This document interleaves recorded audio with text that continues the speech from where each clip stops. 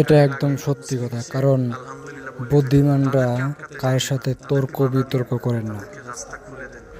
কারণ যে খারাপ বলতেছে বলুক, আল্লাহ তাআলা তার বিচার একদিন ঠিকই করবে। খালি খালি আমরা মারামারি তর্ক বিতর্ক করে এটার ভিতর কোনো ফায়দা নেই।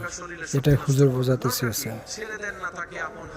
সে বদনাম করবে, আপনার গুনাহ নেবে। সে বদনাম করবে, নিজের সওয়াব আপনাকে দিবে। সে বদনাম করবে, আপনার প্রচার করবে। সে বদনাম করবে, আপনার নামটা যে জানে না তাকে শোনায় দিবে। তো সে যখন বিনা বেতনে এমন কাজ করতে যাচ্ছে স্বইচ্ছায়, আবার অন্যদিকে ওয়াইলুল লিকুল্লি হুমাযাতিল লুমাযা, তার উপর অর্পিত হবে। আপনার টেনশন কি?